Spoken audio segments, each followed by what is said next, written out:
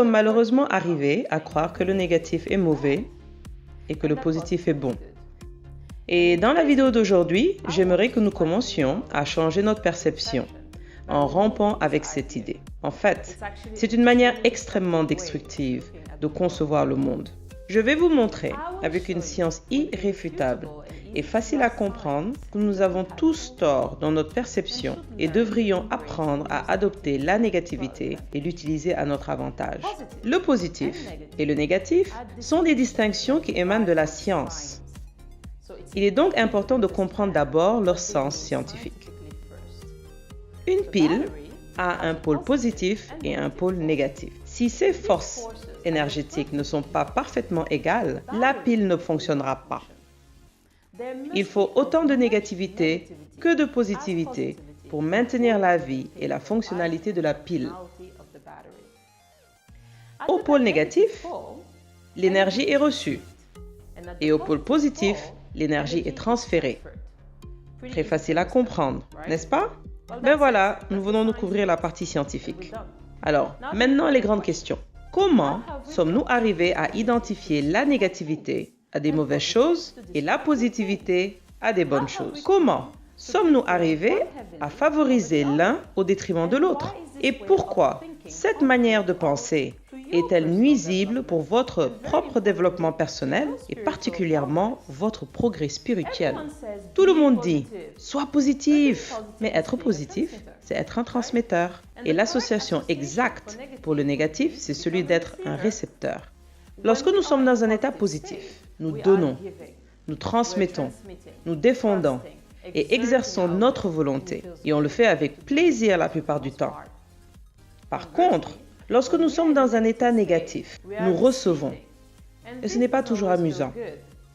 Mais encore, il est important de comprendre que pour avoir une vie saine et équilibrée, nous devons avoir autant de négativité que de positivité, ni plus ni moins. Nous avons un bon exemple avec le sujet de la santé. Nous souhaitons tous être en bonne santé. Pourtant, les aliments sains déclenchent en la plupart d'entre nous une sensation négative. En général, nous ne sommes pas enchantés de manger les aliments conseillés, ni de faire des exercices. Mais nous devons bien nous charger. Et se charger, c'est recevoir. Lorsqu'une pile est en charge, elle est dans un état négatif. Elle est alors réceptive. L'adage dit qu'on n'a rien sans rien.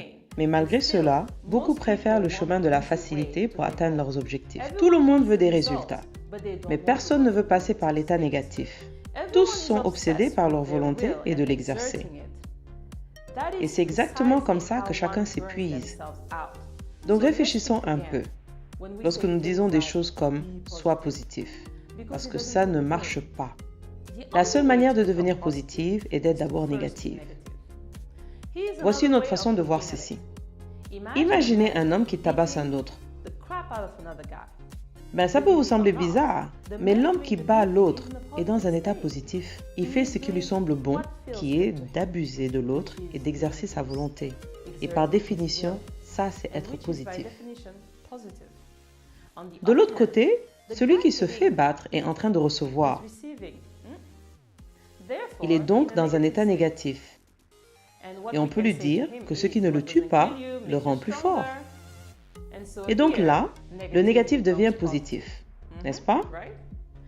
Contrairement à celui qui le tabasse, il est dans une position d'apprendre, ce qui m'amène à la troisième et plus importante manière de voir ceci. Le négatif et le positif, prendre et donner, recevoir et transmettre peuvent être assimilés à l'apprentissage et l'enseignement. On est seulement capable d'apprendre si notre esprit est dans un état négatif. Un esprit positif est celui qui enseigne. On ne peut acquérir de la connaissance que dans la mesure où on est en mesure d'apprendre. Donc devenez négatif. Soyez comme une éponge. Soyez en mesure de recevoir. Mais tenez bon. Car encore, lorsqu'on est dans des états négatifs, on a tendance à être inconfortable. Et c'est ainsi qu'on associe à tort le négatif à ce qui est mauvais. Donc notez-le bien. Négatif ne veut pas dire mauvais. Vous voyez comment, par une mauvaise utilisation des mots, nous manquons de comprendre le principe même de fonctionnement de l'énergie et donc comment effectivement atteindre l'idéal de nos vies. Il y a une raison pour laquelle dans le monde de l'électronique, il y a des adaptateurs mâles et des adaptateurs femelles. Okay? Et dans le monde des humains, aussi bien que l'homme que la femme sont capables d'être positifs et négatifs. Mais chacun d'entre eux est légèrement plus tourné vers l'un plutôt que vers l'autre. Les mâles sont plus positifs. Et encore, gardez bien à l'esprit que nous ne parlons ni de bon ni de mauvais ici. Regardez la stature et le comportement de l'homme et vous pouvez voir en fait qu'il est dans son environnement, qu'il exerce sa volonté. Et le monde est dominé par le pôle masculin. Et à cause de cela, il y a un déséquilibre profond. Il y a de la guerre et plus de souffrance. Ce n'est pas dû à la pensée masculine quand même. Que ce soit clair, ce n'est pas la faute des mâles. La responsabilité est partagée. Dans ce monde, tout le monde cherche à être positif, en évitant l'état négatif à tout bout de champ. Et à cause de cela, on se sert le plus souvent du pouvoir masculin. Mais ce n'est pas durable, puisqu'on a besoin d'équilibre et nous ne pouvons être qu'épuisés. Regardez la stature et le comportement de la femme et vous remarquerez qu'elle est l'ultime réceptrice. Chacun de ces 5 sens, en moyenne, est plus aigu que celui de l'homme. Elle a plus de sensibilité par rapport aux couleurs, elle a plus de sensations sur la peau, elle a un odorat et un goût beaucoup plus sensibles et une meilleure perception des fréquences audio. Elle est aussi plus disposée à être synesthésique, c'est-à-dire quelqu'un qui peut ressentir la couleur par la sensation, le goût, l'odorat et l'ouïe. Ce phénomène s'appelle synesthésie. Étudiez-le. Donc la femme est créée pour recevoir les signaux.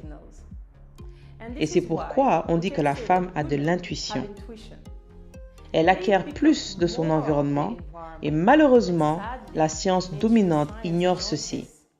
Et donc, l'intuition féminine est considérée par la plupart comme des bêtises ou de la magie. Et pas besoin d'entrer dans le domaine des organes sexuels. En ce qui concerne le plus et le moins, je pense que nous pouvons tous faire les connexions nécessaires ici, n'est-ce pas? On se comprend bien. Le plus important à retenir ici, c'est que tout accent mis sur la positivité est mauvais. Cela crée un monde où les gens cherchent à être d'un côté de la pile.